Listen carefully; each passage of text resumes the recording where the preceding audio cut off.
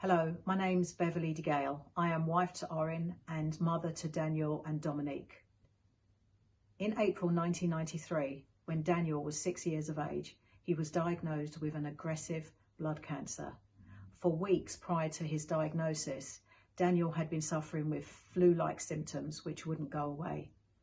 But when he developed pains in his legs and bruising over parts of his body, we took Dan back to our GP surgery and suggested that they should do a blood test. That evening, Daniel was diagnosed with acute lymphoblastic leukemia. We was immediately whisked off to Great Ormond Street Hospital and treatments commenced. A few days later, Dan asked if he was going to die. Can you imagine hearing those words? We were completely shocked, stunned. Thankfully, one of Dan's nurses was by his bedside, and she immediately jumped in and said, Dan, we are all going to die one day. You currently have an illness, and it is our job to treat it and make you well. But for now, you must stay here with us. Somehow I found my voice, and I said to Dan, do you have any more questions, baby? He looked up at me and said, no, Mummy. He held me tight. All I could do was wipe away my tears and hold him tighter. 2 years of treatments commenced, and 2 years later, Dan was in remission. He was leukemia free. The doctors at Great Ormond Street told us we could go home and get on with the rest of our lives. But 9 short months later, Daniel suffered his first relapse. The leukemia had returned. It was at this stage that doctors started talking to us about bone marrow stem cell transplants. We was told that Daniel would not survive unless we found him a good match. All our family was checked, and we was told that siblings have a 1 in 4 chance of matching. Daniel's sister Dominique was checked, she was not a match. And so we looked at the World Register of Potential Donors. Very few black or mixed race people had ever registered, and we was told that Daniel had a 1 in 250,000 chance of finding a donor.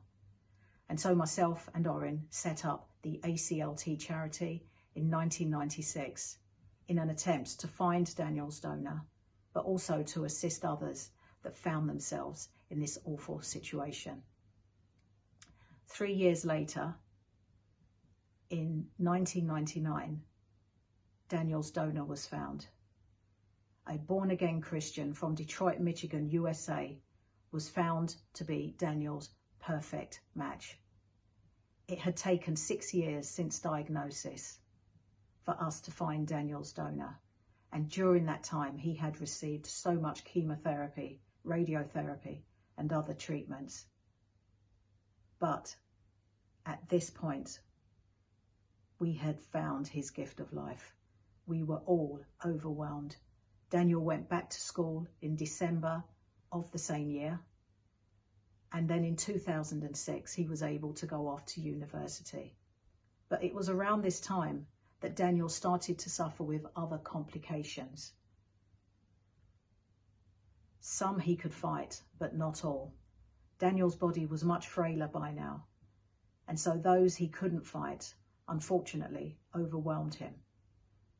We lost Dan on the 8th of October 2008 from multiple organ failure. I've thought back many times since then about a conversation we had with one of the doctors a few years earlier, who had said she had no idea what the long-term complications would be for Daniel's health following all of the chemotherapy, radiotherapy and other toxic drugs that he had had to receive whilst waiting for his donor to be found. And so this is why we are asking you all today to sign up as potential stem cell donors, so that people like Peter and others like him have a far better chance of finding their matching donor sooner rather than later. We want to try and ensure that Pete, his wife Jen, and their 2 boys have a much better future with your help. Thank you.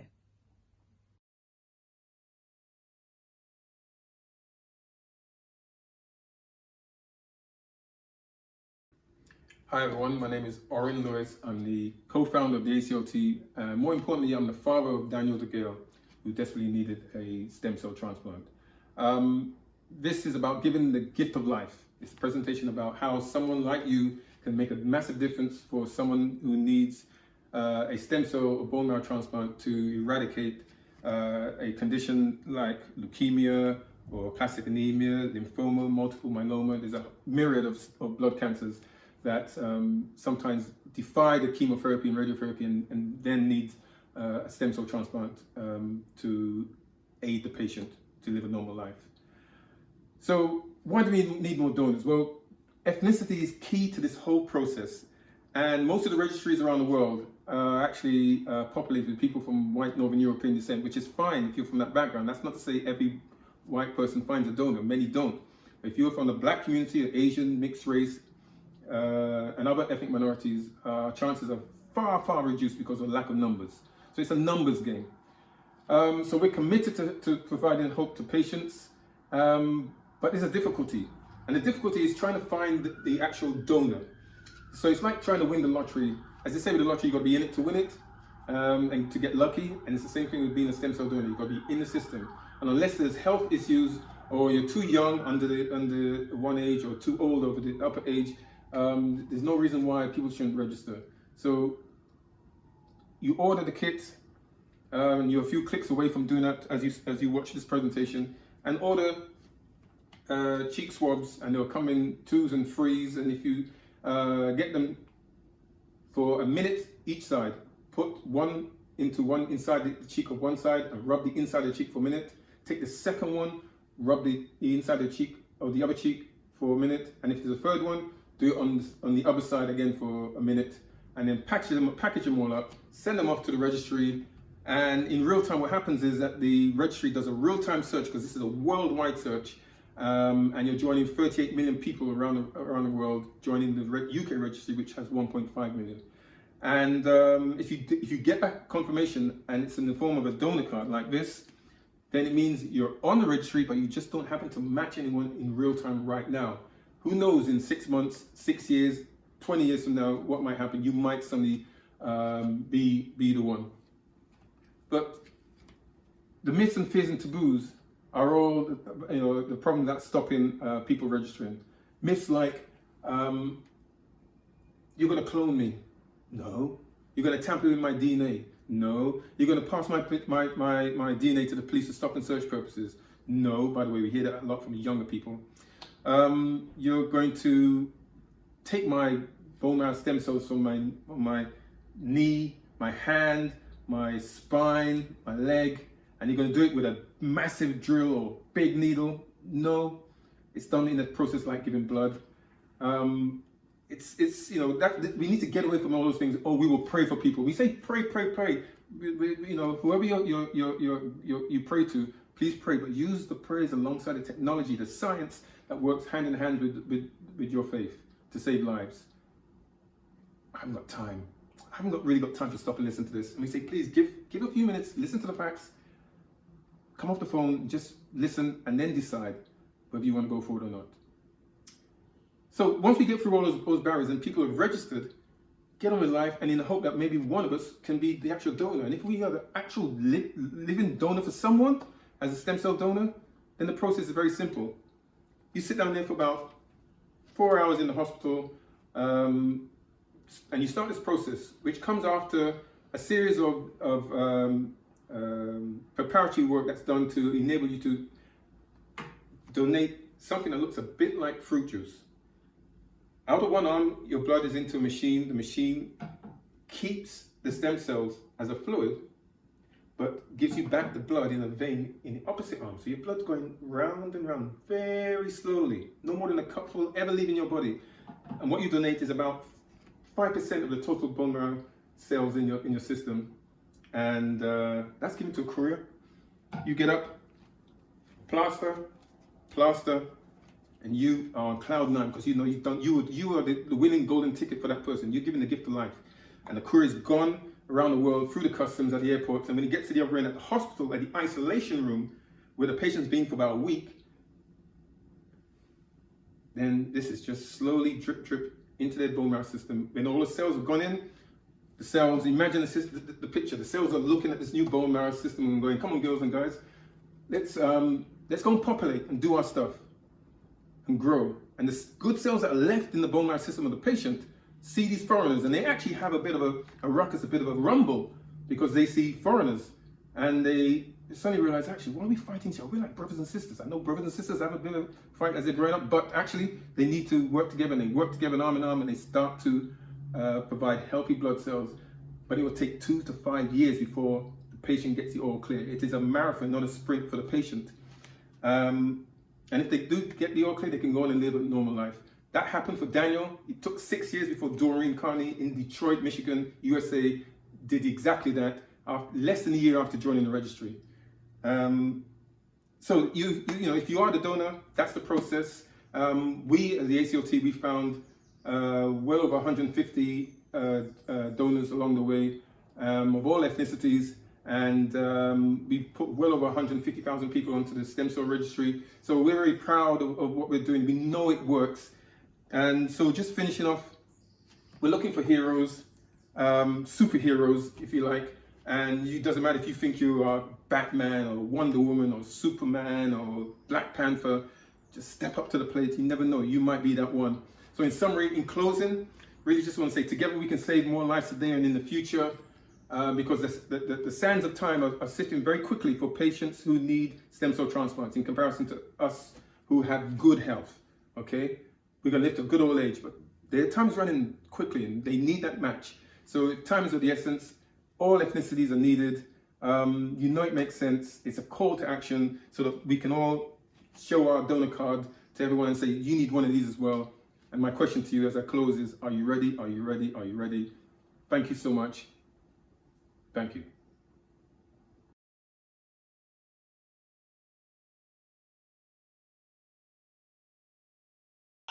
Hi, I'm Jenny McLeave, wife to Pete, who was diagnosed with a type of blood cancer, myeloma, 3 years ago. The diagnosis was, of course, a massive shock, a moment I will live with forever. Our normal life was no longer normal, perhaps for me made more difficult because my approach was often different to that of Pete's. For example, he would ask questions to the consultant about the severity of living with myeloma and timescales. I found these conversations very uncomfortable and emotionally hard to come to terms with. It's hard when told you may not get to enjoy old age with your husband. But campaigns such as 10,000 Donors, which are greatly supported by charities like ACLT, DKMS and Anthony Nolan, in broadening everyone's awareness of the importance to become a potential stem cell donor and to sign up to a register. Please don't let what happened to us happen to your family, where a chance was offered through stem cell therapy, but to then be taken away because of lack of numbers and diversity on the register. The fact you are here today and taking the time to listen to Bev, Oren, Pete and myself gives me great hope, not just for the future of my family, but for the future of thousands of other families the world over facing the same battle. So thank you.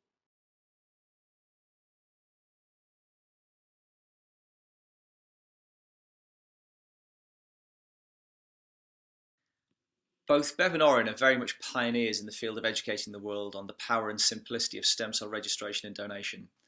They've been doing this for over 25 years and, as you've heard, have worked tirelessly through ACLT to right a very fixable wrong in the underrepresentation of members of all minority ethnic communities, whilst also promoting the process across the whole spectrum of our society. As you have heard, they know through first-hand exposure to cancer what can be achieved if we all work together to help one another. To open yourself up to the scrutiny of the public by sharing quite possibly the most painful of experiences, it takes courage and a vision of a much greater good than one's own immediate situation. And I'm saying this because I would like you to have this at the forefront of your minds to appreciate what is being shared today, given that you've taken time out of your busy schedules to engage with us. So far, you've heard about the first-hand lived experience of facing a cancer diagnosis that has the potential to be managed, even cured in some instances, but about the difficulty patients face in finding their match. That is a heart-wrenching conversation we all want patients of today and beyond to avoid. I had that conversation with my GP 3 years ago, where I was given at the age of 39, with a wife and 2 young boys, a diagnosis of an incurable blood cancer called myeloma and a prognosis of 7 years. unless I could find myself a stem cell donor, that is, in which case I could have every aspiration of extending that 7-year projection. Today, like too many patients the world over, I am still searching for that elusive match. The clock is ticking and I'm acutely aware of that. I'm also acutely aware of the odds being very much stacked against me in my search for that match. As Oren has already articulated, patients who are not white European are by a significantly disproportionate odds less likely than their Caucasian counterparts to find a stem cell match. Currently, only 2% of the UK population are registered as potential blood stem cell donors, and of that 2%, just 13% come from minority ethnic backgrounds. If you're a white Caucasian heritage, you have a 60% chance of finding a donor versus 20% for patients of all other communities. With the proportion of people of non-white European heritage projected to make up about 20% of the UK population by 2051, it is vital that today we influence the representation on the organ and stem cell registers to reflect the diversity that we're going to need in future, so each and every one of us has an equal chance of finding our match. From a human and a moral perspective alone, these figures drive me to right this very fixable wrong. Lives are being lost right now for a simple lack of diverse representation. But I also have a second motivator to speak of on the subject, and it is very much about diversity. Superficially, I know I appear white Caucasian, but genetically, I'm a very diverse mixture of Chinese Portuguese, known as Macanese, English and Irish. This mixture makes my search for a match, per the statistics I've mentioned a moment ago, just that bit more challenging. We all have a match, our genetic twin out there somewhere, and it's now my job, working alongside charities like ACLT, to find them for us all, and I will find them, I believe that. It might be you, it might even be someone in your network, but that is the challenge. And the challenge I'm directly speaking about today is actually very simple to overcome. It's one of diversity, it's one of numbers.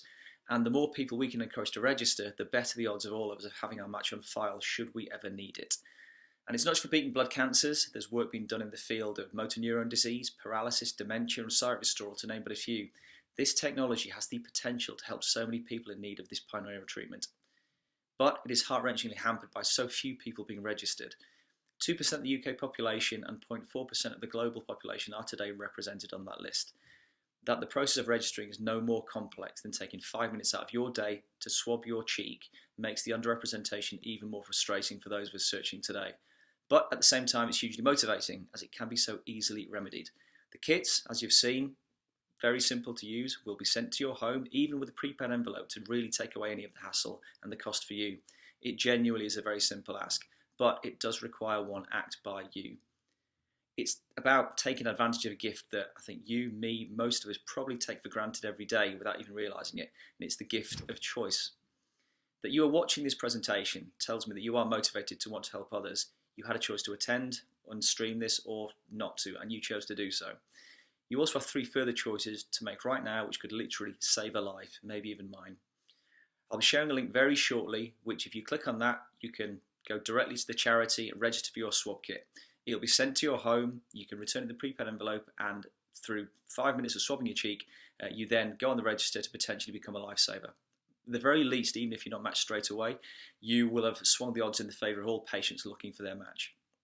Second ask, you can spread the message across your network. This is of equal value to registering, because the real key now is getting more people aware, getting them on that register, and you know people and you have influence across that network of yours. So even if you talk about it, share the link that I'll be sharing shortly. That is directly, again, influencing the odds against us. And the third thing, none of this comes for free. There is a cost. It's £5 for each kit and £40 to process. And we don't ask you to cover the costs of the kit. The real currency, the real value in what we're doing here is getting people registered. But if you've got a few spare quid to do it, throw it the charity's way, always very, very welcome. You do have those choices to make right now. Your decision, unlike the majority you might make in the course of a standard day, literally has the potential to save a life. And at a time in our history when division between us all as people, it feels so rife, often toxic, where our differences are preyed upon daily and generate combative dialogue and interaction, here is an ask that in one simple act can bring us all together to save lives. We've got so much more in common than not as people. Cancer is indiscriminate. It's a disease that doesn't care. It doesn't care about your gender, your ethnicity, your bank balance or your religion. And I see this as a positive thing. Its indiscriminate nature can be used to bond us all against this common enemy. And unfortunately, we're all likely to face it in our lifetimes, either directly or indirectly, given the statistic of 1 in 2 of us being likely to be exposed to cancer in our lifetime. Our ask is that for this moment, right now, we all come together and help one another. Lives, especially of those of people of non-white European background, have been needlessly lost. Through nothing more than a simple cheek swab, this can be remedied. So please, click on the link I'm about to share to register for your kit and share and spread this message as far as wide as you can. Thank you.